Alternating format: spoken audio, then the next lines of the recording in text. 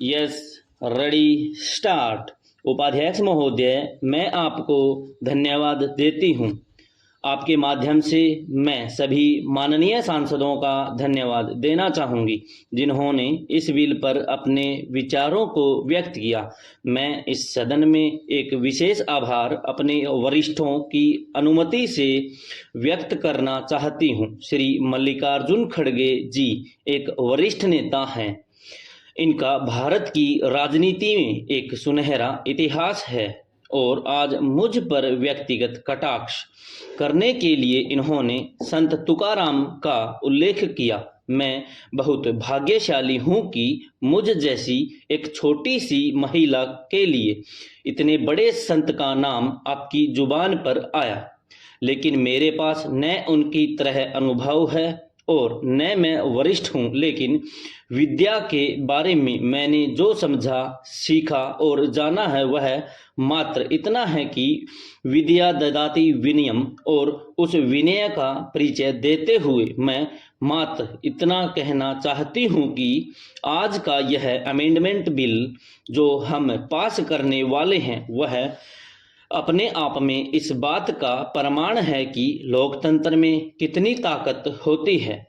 पिछले 3 सालों से बिहार की विधान परिषद, विधानसभा और बिहार की जनता एकजुट होकर संघर्ष कर रही थी और बार बार भारत सरकार से कह रही थी कि मोतीहारी में एक विश्वविद्यालय हो और उसका नाम महात्मा गांधी के नाम पर रखा जाए। यह दिया हमने, लेकिन मैं बहुत विनम्रता के साथ कहना चाहती हूँ कि यह अहंकार का परिचय नहीं दे रहे हैं। उस लोकतंत्र की आवाज़ को जो बिहार से उभरी उसे आज इस सदन में हम सशक्त कर रहे हैं कि जब जनता सांसद के और संसद के दरवाजे तक आकर दस्तक देती है और अगर सरकार उस दस्तक को नहीं सुनती तो यह जनता उस सरकार को पलटने की भी ताकत रखती है। इसके अलावा किशनगंज में अल्पसंख्यकों के लिए जो सबसे महत्वपूर्ण एएमयू की शाखा खोली गई है उसमें आप कितनी राशि दे रही हैं, और जिस केंद्रीय विश्वविद्यालय महात्मा गांधी चंपारण विश्वविद्यालय के बारे में यहाँ कहा जा रहा है उस विश्वविद्यालय को बनाने के लिए आप कितनी राशि दे रही हैं। वहाँ जो उच्च गुणवत्ता वाले शिक्षकों का वहाँ प्रवेश होगा। आज जिस तरीके की एजुकेशन बिहार में है, क्या उसी तरह की एजुकेशन की स्थिति केंद्रीय विश्वविद्यालय में होगी? यह मैं आपसे कहना चाहूँगा। अंत में मैं आपसे कहना चाहूँगा कि नालंदा के विश्वविद्यालय के लिए आप धनराशि दें और जो गया के केंद्रीय विश्वविद्यालय की स्थिति है उस पर आप विशेष रूप से ध्यान दें। उपाध्यक्ष महोदय, आपने मुझे बोलने के लिए समय दिया, इसके लिए मैं आपका धन्यवाद करता हूं। यह बहुत ही महत्वपूर्ण और गंभीर मामला है। पिछले चुनाव में प्रधानमंत्री जी ने पूरे देश में घूम घूम कर चुनाव प्रचार के दौरान काला धन वापस लाने का नारा दिया था। जनता ने आप पर आंख मूंद कर भरोसा किया। आपके प्रचार के दौरान देश की जनता ने विश्वास किया। उसी का परिणाम है कि आपकी स्पष्ट बहुमत की सरकार बनी। आपने काला धन वापस लाने का जो नारा दिया था, जनता ने आप पर भरोसा किया और आपको सत्ता भी सौंप दी।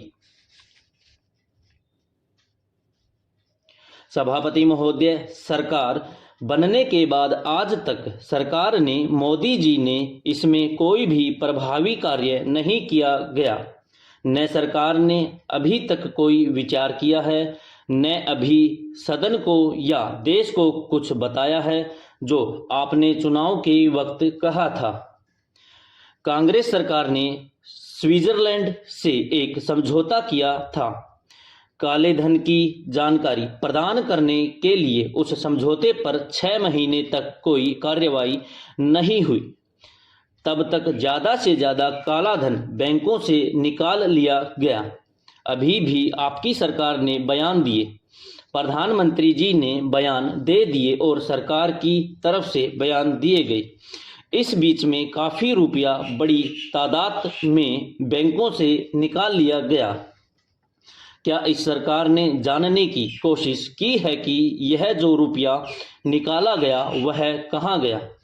इस धन को निकालने वाले कौन कौन थे? संसदीय कार्य मंत्री जी, क्या आपके पास सूची है? क्या आपके पास जानकारी है? वह जानकारी सदन को जरूर चाहिए कि किन किन लोगों ने रुपया निकाला और कितना रुपया निकाला। सर्वोच्च न्यायालय के आदेश पर जो सूची दी गई है, क्या वह संपूर्ण है? यदि सूची पूरी नहीं है तो कब तक पूरी सूची प्रकाश में आएगी? सरकार की तरफ से इस पर जवाब आना चाहिए। क्या इस बात का आकलन किया गया है कि दुनिया भर में भारतीयों का कितना धन कहां-कहां गया है और किसका है? उपाध्यक्ष महोदय, मेरे संसदीय क्षेत्र में खनिज संपदा यथा बॉक्साइट, चूना पत्थर एवं अब्रकी एरेनाइट के पाए जाने की खबर है। खान मंत्रालय द्वारा जांच उपरांत यह संज्ञान में आया है, परंतु उक्त खनिज संपदा की भूमि वन क्षेत्र के अंतर्गत होने के कारण खनिज संपदा के खनन कार्य में रुकावट आ गई है, जिसे वन क्षेत्र से मुक्त कराने हेतु मैंने खनन मंत्रालय तथा वन मंत्रालय से अनुरोध भी किया था, परंतु अभी तक कोई भी कार्रवाई नहीं की गई है। इस क्षेत्र में अति पिछड़े लोग बसे हुए हैं तथा यहाँ गरीबी भी चरम सीमा पर है। अतः उपाध्यक्ष महोदय, हमारा आपके माध्यम से विशेष अनुरोध है कि उपर्युक्त खनिज संपदा के खनन हेतु वन क्षेत्र से उन्हें मुक्त कराने के लिए संबंधित मंत्रालय को निर्देशित करने की कृपा की जाए, जिससे सरकारी राजस्व के साथ साथ इस क्षेत्र के लोगों को भी रोजगार मिल सके तथा यहाँ की गरीबी पर कुछ हद तक काबू पाया जा सके। धन्यवाद।